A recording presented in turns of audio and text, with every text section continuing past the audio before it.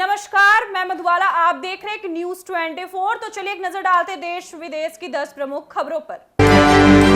India block का हिस्सा बनेगी वाईएसआरसीपी। जगन को सपोर्ट करने पहुंचे अखिलेश राउत समेत कई विपक्षी नेता। जगन मोहन रेड्डी ने एनडीए को याद दिलाया कि उनके पास भी 15 सांसद हैं। बता दें कि राज्यसभा में वाईएसआरसीपी के पास 11 सांसद है, जबकि लोकसभा में 4 सांसद इस पार्टी के हैं। वहीं लोकसभा में टीडीपी के सांसद की संख्या 16 है। यूपी में होगा हाईटेक ड्रोन्स का हाईटेक निर्माण। यूएस इजराइल से बेहतर होंगे इंडियन ड्रोन्स। 2030 तक भारत का ड्रोन बाजार $13 अरब का होगा। एक्ट्रेस जैस्मिन भसीन इस वक्त मुश्किल वक्त से गुजर रही हैं। जानकारी के अनुसार उन्होंने आंखों की दिक्कत हो गई है। एक्ट्रेस ने बताया कि पिछले दिनों लेंस लगाते उनकी आंखें खराब हो गई और जलने लगी। इसके कुछ देर बाद ही उन्हें दिखना भी बंद हो गया है। जैस्मिन ने बताया कि 17 जुलाई को वो एक इवेंट के लिए दिल्ली में थी। इस दौरान जब वो तैयार हो रही थी तो उन्हें लेंस लगाया।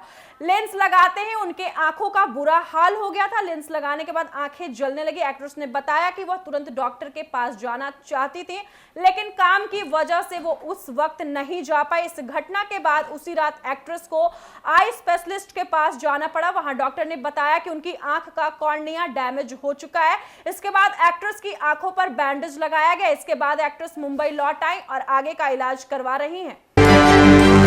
सुप्रीम कोर्ट में नीट एग्जाम से जुड़ी याचिकाओं पर मंगलवार को सुनवाई चल रही थी। इस दौरान chief justice of India D Y Chandrachud ने एक वकील को चेतावनी दे डाली। वकील नीट में कथित अनियमितताओं से जुड़े मामलों में सुप्रीम कोर्ट की सुनवाई में बाधा डालने की कोशिश कर रहे थे। इस दौरान सीजीआई ने कहा, सुरक्षा कर्मियों को बुलाओ, उसे हटाओ। देश के जाने माने कवि डॉक्टर कुमार विश्वास वाराणसी पहुंचे। इस दौरान उन्होंने काशी के अलग अलग धार्मिक स्थलों पर सब परिवार दर्शन पूजा किया। इस दौरान कवि बेहद खुश नजर आए। उन्होंने अपने सोशल मीडिया पर इसकी तस्वीरें भी शेयर की है।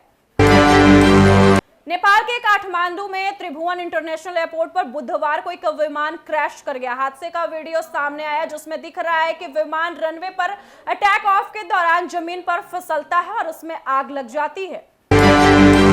वित्त मंत्री निर्मला सीतारमण ने आज मोदी सरकार के तीसरे कार्यकाल का पहला बजट पेश किया, जिसमें उन्होंने कई बड़े ऐलान किए। बजट भाषण के दौरान वित्त मंत्री ने बिहार में पर्यटन को बढ़ावा देने के लिए एक बड़ी घोषणा में कहा कि उत्तर प्रदेश के काशी कॉरिडोर की तर्ज पर बिहार में महाबोधि और विष्णुपद कॉरिडोर का विकास किया जाएगा। वित्त मंत्री ने कहा, पर्यटन हमेशा से हमारी सभ्यता का हिस्सा रहा है। भारत को वैश्विक टूरिस्ट डेस्टिनेशन बनाने की हमारी कोशिश नई नौकरियां पैदा करेंगे और दूसरे सेक्टर्स में भी नए अवसर पैदा करेंगे। गया में विष्णुपद मंदिर और बोध गया में महाबोधि मंदिर बहुत महत्वपूर्ण स्थल है। हम दोनों की जगहों पर काशी विश्वनाथ कॉरिडोर की तर्ज पर कॉरिडोर का निर्माण करेंगे ताकि ये जगह वैश्विक टूरिस्ट डेस्टिनेशन बने। बीते दिन वित्त मंत्री निर्मला सीतारमण ने देश का आम बजट पेश किया। बजट के दिन शेयर बाजार मामूली गिरावट के साथ बंद हुआ। इस वजह से देश के सबसे बड़े अरबपतियों की दौलत में भी असर दिखा है। मुकेश अंबानी की दौलत में 9,200 करोड़ रुपए से ज्यादा की गिरावट देखने को मिली है, तो वहीं गौतम अडानी की दौलत में इजाफा हुआ है। पुरी में जगन्नाथ मंदिर के रत्न भंडार को 14 जुलाई को खोला गया था, जो कि 46 साल में पहली बार खोला गया। और अब रत्न भंडार से जुड़ी एक खबर सामने आई है, जिसमें एएसआई जल्द ही रत्न भंडार के अंदर निरीक्षण शुरू करने वाला है।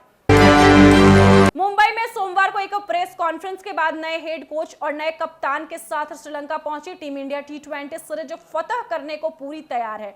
यहां जहां टीम 3 मैचों की टी20 और उसके बाद 3 मैचों की वनडे सीरीज खेलेगी। 3 टी20 मैच 27, 20 और 30 को खेले जाएंगे, जिसके बाद 3 मैचों की वनडे सीरीज होगी, जो 1 अगस्त से शुरू होगी।